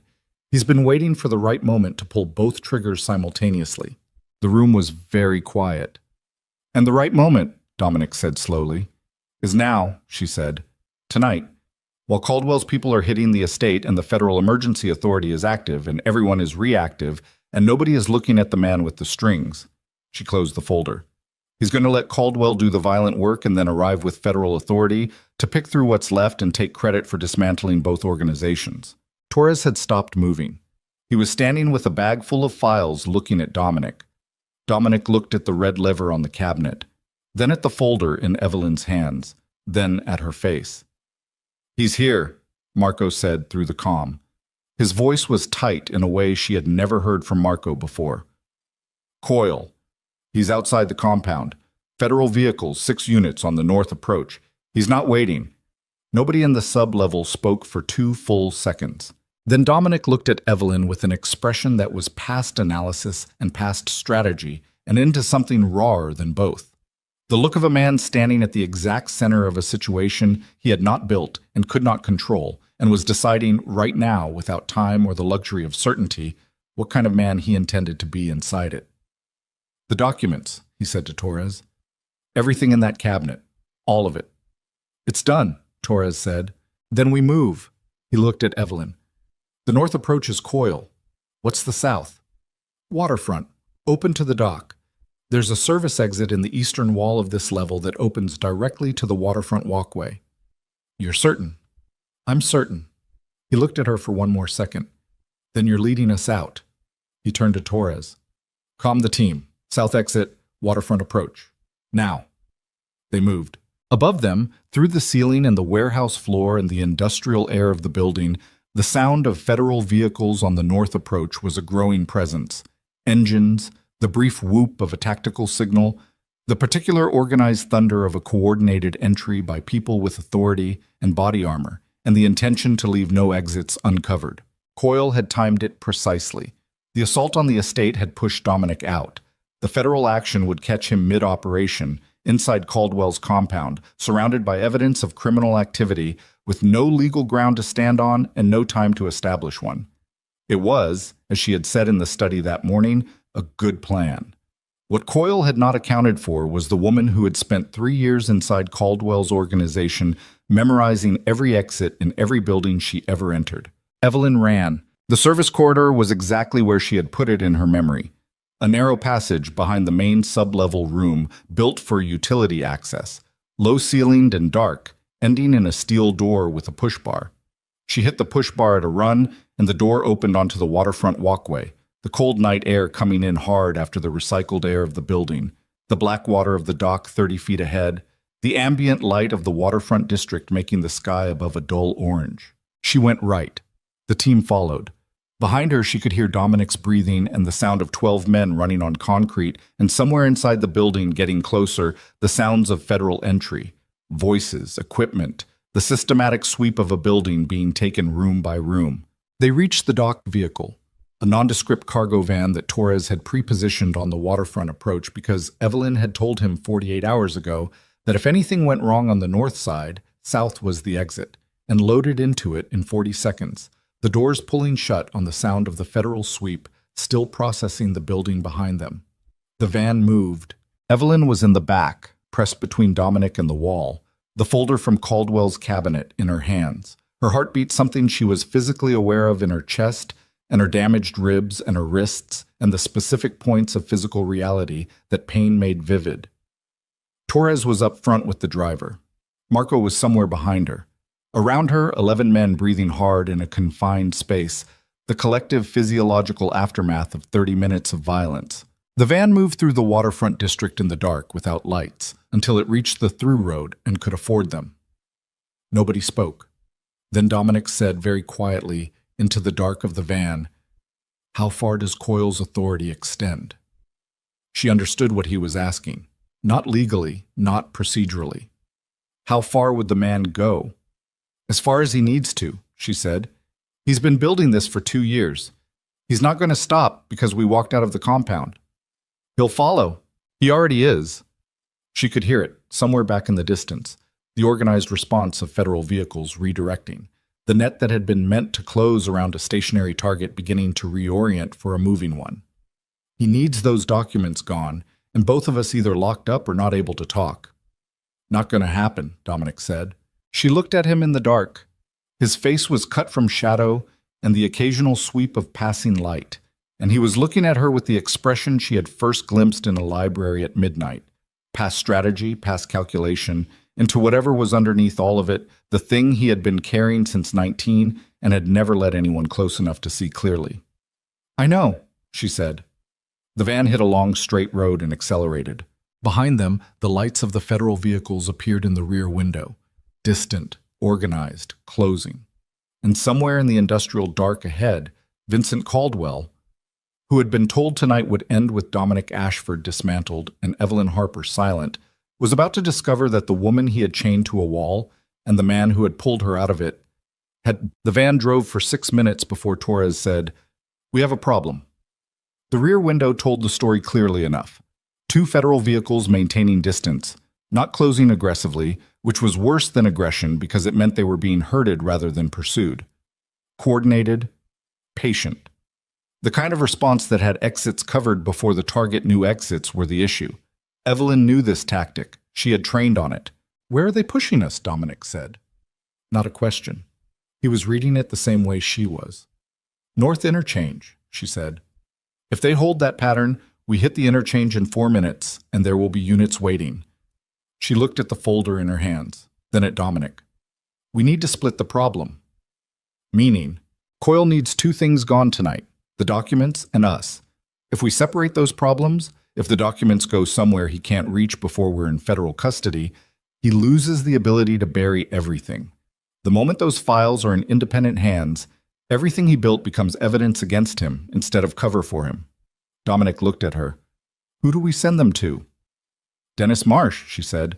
"Marco, from the dark at the back of the van. Your handler who was meeting with Caldwell's, who wasn't compromised," she said. Coyle manufactured that. The meeting I thought was Marsh handing intelligence to Hargrove. Marsh was being surveilled. Hargrove was there to assess whether Marsh was getting close to the truth about Coyle. She kept her voice steady. Marsh has been trying to find me for 4 months. He thought I was dead. The van hit a curve and everyone shifted. The federal vehicles shifted with them. If you're wrong about Marsh, Dominic said, then we were done before we started tonight. She held his gaze. I'm not wrong. He looked at her for 2 full seconds, then, Felix. Felix was in the front passenger seat. Sir, you have a clean phone. Always. Give it to her. Felix produced it. Evelyn dialed from memory, a number she had not used in 4 months, that she would have been able to dial in her sleep because field agents encoded certain numbers at a depth below conscious retrieval, below thought, in the same place the body stores how to swim. It rang 3 times. Marsh picked up on the 4th ring. His voice was raw with the specific quality of a man who had not slept normally in a very long time. Who is this? It's Harper, she said. The silence on the other end lasted 2 seconds. Then, Evelyn. Just her name, pressed flat under the weight of 4 months of not knowing. I'm alive, she said. I don't have time to explain everything. I need you to listen. I'm listening. She talked for 90 seconds. She gave him Coyle's name, the nature of the manufactured intelligence, the existence of Caldwell's documentation file, and a location, a 24-hour copy and shipping business on Merchant Street that she had passed 100 times during 3 years inside Caldwell's operation, and that Caldwell's people therefore never used, which made it clean. She told Marsh she was sending the files there. She told him to move before Coyle could identify what was happening. Marsh was quiet for a moment after she finished. Coyle has emergency authority active, he said. Federal vehicles. I know. That's why you need to move now. Another pause. Where are you, Evelyn? Somewhere between surviving tonight and whatever comes after, she said. Go, Dennis. She ended the call. Torres transferred the files from the bag to a waterproof pouch without being told and handed it forward. Dominic took it and looked at Evelyn. Merchant Street, she said.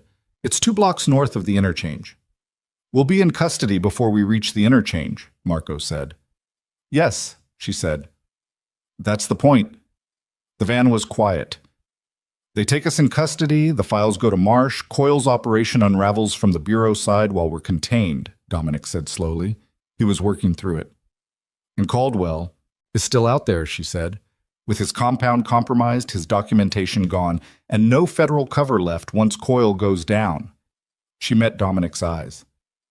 He'll run. He'll burn what he can and run, because that's what Caldwell does when the structure fails. He preserves himself and abandons everything else. He's been doing it for 20 years. And if he runs, Dominic said, he resurfaces. Yes, the word sat between them with everything it contained. She watched him understand it, the full architecture of what she was not saying out loud, what the word resurfaces meant in a world where Vincent Caldwell was still breathing. Torres, Dominic said, take the North Service Road at the interchange. Avoid the federal positions. Sir, that road runs directly to Caldwell's secondary facility, Dominic said. I know where it runs. He looked at Evelyn one more time. The van's interior was dark, and the passing lights outside came in fragments, each one illuminating pieces of his face in sequence, jaw, eye, the line of his mouth, like a photograph developing in increments. He'll go there first. If he's running, he takes liquid assets before he goes. That's where he keeps them. She nodded. She knew that too. You stay in the van, he said. Dominic, you've been running on adrenaline and broken ribs for 6 hours. His voice was flat, not unkind, the tone of someone stating conditions rather than issuing commands. You've given me everything I need. You stay in the van. She looked at him. She thought about arguing and understood, with the particular clarity that exhaustion sometimes produced, that he was right, and that arguing was a form of pride she could not currently afford. The secondary facility has 2 guards on the east side, she said. One at the main entrance, one on a rotating sweep of the south perimeter. The sweep takes 11 minutes. If you go in on the west... I know, he said. You told me 3 days ago. She had. She remembered telling him. She remembered him listening with the specific quality of attention she had come to understand was not performance. He retained everything, processed it completely, filed it in a place he could retrieve it exactly when it was needed. It was one of the things she had noticed early and cataloged professionally, and somewhere along the line had stopped cataloging because it had become simply part of how she understood him. The van turned onto the service road. The secondary facility was a converted warehouse 2 blocks from the waterfront, smaller than the compound, less fortified, serving a different operational purpose. Evelyn had described it once as Caldwell's exit ramp, a place maintained specifically for the moments when the larger structure became untenable, stocked with the tools of personal disappearance. There was a light on inside.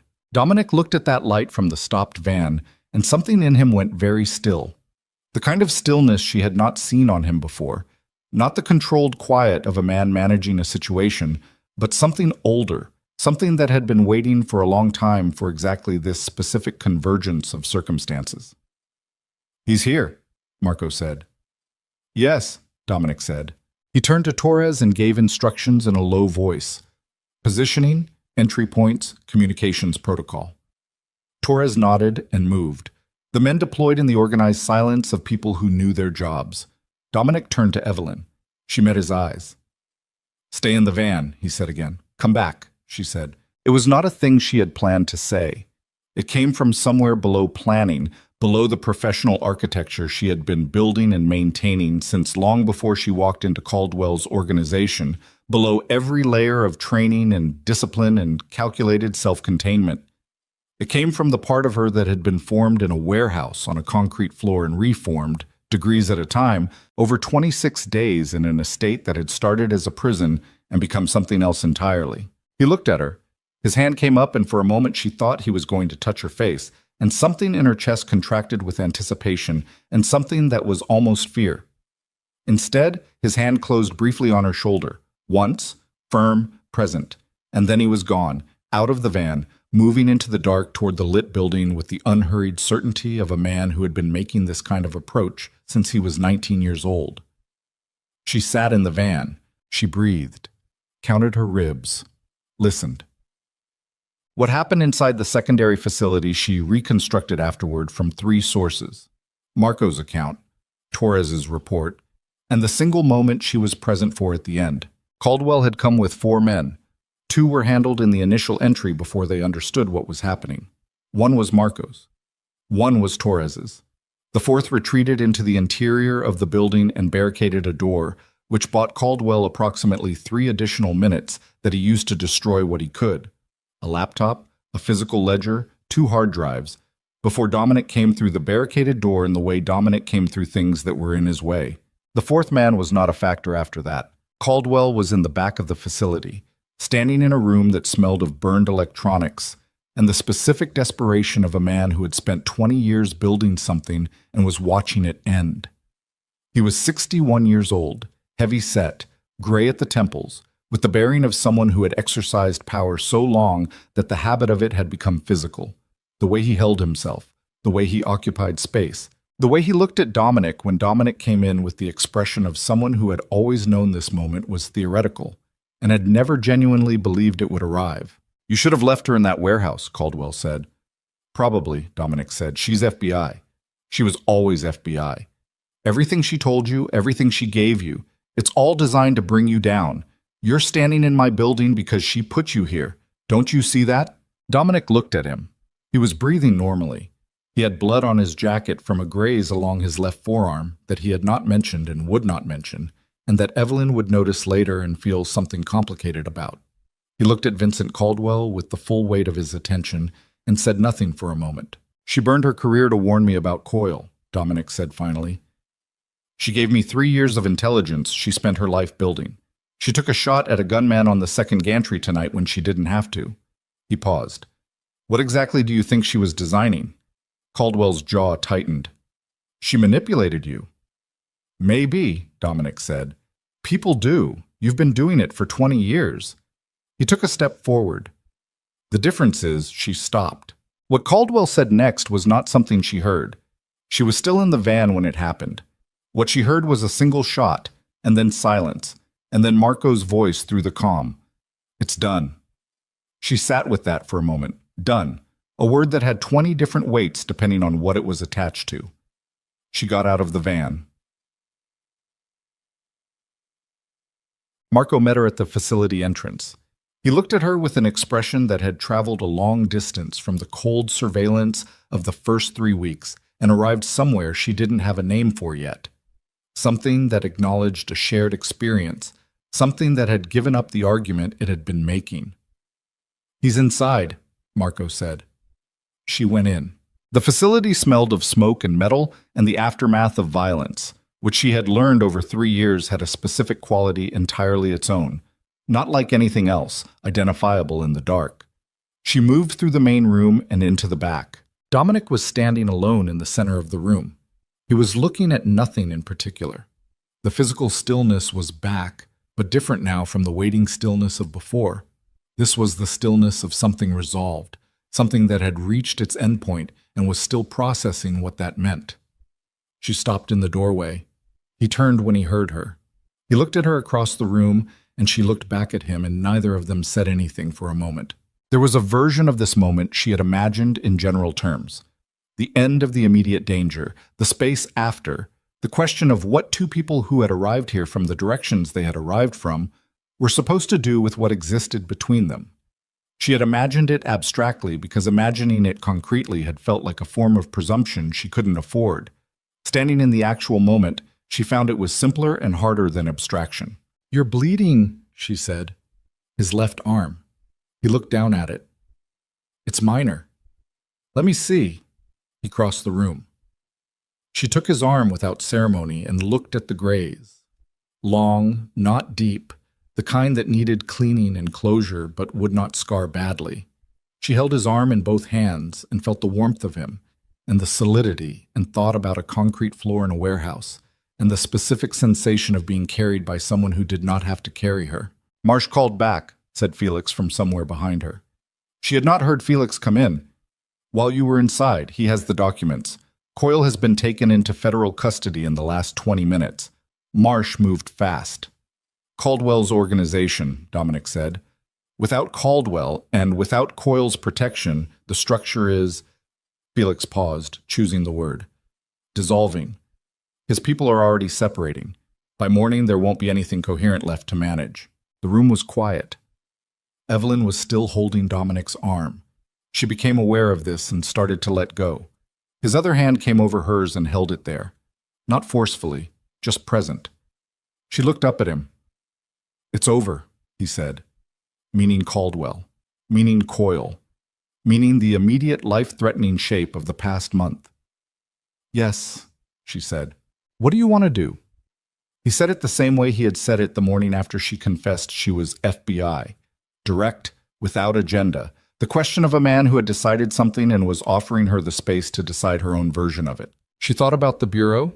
She thought about 3 years of work that had been designed from the beginning to be expendable. About an oath she had taken in good faith to an institution that had been running a different calculation entirely. She thought about what it meant to serve a system that had treated her life as a variable. "I'm going to resign," she said, "formally, on the record." She paused. "And I'm going to provide a full accounting to whatever internal oversight process Marsh can put together that isn't contaminated by Coyle's people. Every detail of the operation, the manufactured intelligence, the corruption, all of it." She looked at Dominic. "That's going to involve documenting my time here." "I know." "It will create legal exposure for the organization." "I know that too." His voice was even. "Do it anyway." She looked at him. "Why?" "Because you need to be able to look at what you did and know it was clean," he said. "And because an organization that can't survive honest accounting has bigger problems than one federal report." She held his gaze for a moment. Then, "I'm also going to stay." He said nothing. He waited. "If you want that," she said, "I'm going to stay and I'm going to be useful, and I'm not going to pretend the past month was professional because it wasn't. And I'm not going to pretend I can go back to whatever I was before that warehouse, because I can't." She felt the words as she said them, each one with a specific gravity, the kind that meant they were true. "I'm telling you clearly instead of just doing it, because you deserve that." The corner of his mouth moved, there and gone. "You're telling me clearly." Yes. The woman who spent the first week mapping my security cameras and testing my perimeter fence is telling me she wants to stay. That woman also shot a gunman off a second-floor gantry for you tonight, so I think we're reasonably even. Something broke open in his expression.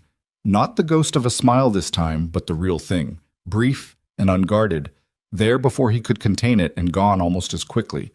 But she had seen it, and they both knew she'd seen it, and neither of them acknowledged it directly, which was entirely right. His hand was still over hers on his arm. "Stay," he said. Idiot. The weeks that followed had their own particular quality. The Coyle investigation moved fast once Marsh had the documentation. Contamination had been Coyle's protection, and without it, the internal review process found its momentum quickly. 3 supervisory agents were suspended within 10 days. Coyle himself was formally charged on day 14. The specific charges a list that Evelyn read through once and did not read again because she had provided most of the foundational evidence, and reading it felt like looking at an X-ray of something that had been wrong inside her life for a very long time. She resigned on day 8. Formally, on record, in a letter she wrote herself without consultation and which said exactly what had happened without euphemism or institutional language. Marsh received it in person. He sat across from her in a neutral location, a diner on the west side of the city, ordinary, the kind of place nothing important was supposed to happen, and read it and then sat with it for a long moment. "You didn't have to make it this detailed," he said. "Yes, I did," she said. He looked at her. He had known her for 6 years, and the look on his face was the look of someone recognizing that the person across the table had changed in a way that was not reversible, and deciding whether that was a loss or something else. "Are you all right, Evelyn?" She thought about the question the way it deserved to be thought about. "I think so," she said. Eventually, he accepted that. They finished their coffee. He walked her out and stopped on the sidewalk and looked at her with something she recognized as professional grief. The specific sorrow of losing a good agent, different from personal loss, and real in its own way. "You were the best I ever ran," he said. "I know," she said. She meant it without vanity, the same way she would have meant any operational assessment. "Take care of yourself, Dennis." She walked back to the car where Felix was waiting and got in and rode back to the estate without speaking, watching the city move past the window. The estate changed around her. Dominic had begun the work of restructuring the organization before the immediate crisis was resolved. She had watched the early stages of it during the planning sessions in the conference room, the conversations he had with his lieutenants about which operations were sustainable and which were not, the systematic process of extracting the Ashford Syndicate from its most explicitly criminal enterprises and redirecting the capital and infrastructure into legitimate territory. It was not a clean process. It was not fast. It involved conversations that were difficult and decisions that cost him relationships he had maintained for years. He did not ask her opinion on the process. He didn't need to. She was present in the estate, in the working rhythm of the organization, and her perspective entered the conversation organically the way perspectives do when 2 people are in genuine proximity, not through formal consultation, but through the accumulated texture of daily existence together. She noticed the moment Marco stopped watching her like a threat. It happened on an ordinary afternoon, 3 weeks after Caldwell. She was in the conference room reviewing the legal documentation that Felix had assembled for the organizational transition, and Marco came in with a problem, a practical operational question about one of the port contracts, and brought it to her instead of waiting for Dominic. Not deferentially, not with the careful quality of someone extending a managed courtesy. He brought it to her the way he would have brought it to anyone in the room whose judgment he valued. She answered it. He took the answer and left. She sat with that for a moment and then went back to the documents. Calvin found her one evening on the east grounds, where she had taken to walking in the late afternoon when the light was going and the security team's rhythm made it possible to be alone without being isolated. He came up beside her at a pace that matched hers, the careful approach of someone who had something to say and was choosing the ground for it. "When you first came in," Calvin said, "the escape attempt, day 5. "Day 7, she said. He almost smiled. "Day 7. I want you to know the way I handled the interception. I wasn't rough." "I know," she said. "You were professional." "I want you to know I knew even then that the situation was—" He paused. chose. Not standard. She looked at him. He was looking ahead, at the grounds. There was something in the way he said it that was as close to an apology as a man like Calvin got, and she received it the same way she would have received the direct version, without deflection, without dismissal, without the professional reflex to minimize it. "Thank you, Calvin," she said. He nodded once and walked back toward the house. King. She was in the library the night Dominic told her about his father. Not the compressed version he had given her in the early weeks. The inheritance, the necessity, the 14 months of consolidation that had turned a teenager into something harder and more permanent. The real version. She sat in the chair she had claimed across from his desk and listened to the actual story, the one underneath the one he had already told her, the one with the specific weight of a grief that had never had a proper place to live. He told it without asking for anything in response. That was not what it was for. It was for the telling, which was its own thing, separate from resolution or comfort. When he finished, the library was quiet in the way it had been quiet during dozens of evenings before this one. The good kind, the kind with presence in it. "I was 24 when I first went under," she said. "The person I was before that operation, I don't entirely remember her anymore." She looked at the lamp on his desk, the circle of warm light on the dark wood. "I used to think that was a loss, that I'd given up something real for something professional." She paused. "I don't think that anymore." "What do you think now?" he said. "That the person you become under pressure is more real than the person you were before it," she said, "because that person was never actually tested." He looked at her. The quiet lasted a moment. "She would have been a worse shot," he said. She laughed. It came out unexpected, genuine, the kind that is mostly surprise at itself. And she saw on his face the expression she had seen for the first time the night she told him they were even, unguarded and brief and real. "Probably," she said. He reached across the desk and turned the lamp down slightly, not off, just lower, and they sat in the reduced light with their respective books and the accumulated quiet of an evening like a dozen evenings before it, and nothing like any of them. Months passed the way months do when the acute crisis is over, and ordinary life is reasserting its slow authority over the time that violence and fear had been occupying. The rival families did not move against the restructured Ashford organization. The calculus had changed. With Caldwell gone and the federal exposure neutralized and the systematic intelligence that Evelyn brought to the question of organizational security, the Ashford Syndicate had become something harder to read, and therefore harder to assess as vulnerable. The families that made their calculations on vulnerability found the math unclear and let the question rest. Evelyn's formal accounting to the internal oversight process was completed and submitted and became part of a federal investigation that would take 2 years to fully resolve, but had, by the time she walked out of the final session, already cost Raymond Coyle everything he had built and everything he had believed he could protect. She did not feel satisfaction about this. She felt something quieter than satisfaction. The specific settledness of a person who has done what they said they would do and can now look at it without flinching. She was in the East Garden on the afternoon that Marsh sent her the message confirming Coyle's conviction. A single line. Professional. The kind of communication that carried more weight in what it didn't say. She read it twice and put the phone in her pocket and stood for a while in the late-season light that came across the grounds at a low angle and turned everything it touched slightly gold. Agnes came out with coffee without being asked, set it on the garden table, and went back inside. Evelyn sat down. She picked up the coffee. She looked at the grounds, the wall at the far end, the gate in it that she had spent her first week inside trying to reach, the stone and iron that had felt like imprisonment and had at some unidentifiable point become something else entirely. The word home was not a word she used easily or lightly. It had never attached reliably to any location in her adult life, moving through safe houses and cover identities, and the succession of temporary addresses that an undercover career produced. She noticed, sitting with the coffee in the late light, that it had attached here. She couldn't point to when. Dominic came out of the house and crossed the garden to where she was sitting. He sat down across from her with the unhurried quality that had replaced the coiled tension of the first weeks, though never completely.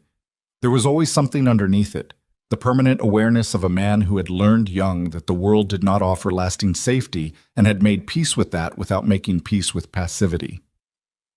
"Coyle," she said. "I know," he said. Felix had told him before she'd seen the message. She looked at him. "It's over," she said. The same words he had said to her in the secondary facility on the night Caldwell died, with the same specific weight. Not everything, not the ongoing complexity of two lives that were exactly what they were, but the acute chapter, the wound, the particular shape of danger that had brought them to this garden on this afternoon. "Yes," he said, the same word she had said then. They looked at each other across the garden table in the late light. She thought about a warehouse floor. She thought about the word changed, said in a room with a locked door, meaning more than she had been willing to say directly. She thought about the specific sensation of being carried by someone who had no reason to carry her and had done it anyway, which was the first true thing she had known about this man before she knew anything else. She thought about all the distances she had crossed to arrive in this garden, and how none of them were the ones she had been trained to cross, and how that was, precisely and entirely, why she was here. "I want to ask you something," she said. He waited. He was good at waiting. "The night in the warehouse," she said, "when I told you to leave me, when I said—" She paused. "You knew what I was asking for. You understood it." "Yes," he said. "Why didn't you?" He looked at her for a long moment.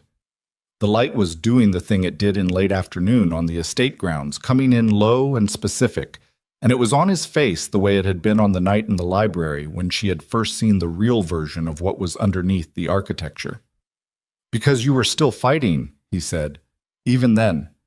The way you were holding yourself, the way you looked at me, you weren't done." He paused. "I recognized it." She looked at him. "Because you'd felt it." "Because I'd felt it," he said. The garden was quiet. Somewhere on the grounds, a door closed. The light moved by 1 degree. She reached across the table and put her hand over his, the way he had put his hand over hers in the secondary facility. Once, present, without ceremony. He turned his hand under hers and held it. They sat in the garden as the light finished its long fall toward evening. Two people who had come from opposite ends of the same darkness and arrived, improbably and without a clean explanation, at the same place. Neither of them said anything else for a while. There was nothing left that needed saying. The estate settled around them into the particular quiet of a place that had been through something and come out the other side, and the wall at the far end of the garden held the last of the light before letting it go. And the evening came on, and they stayed.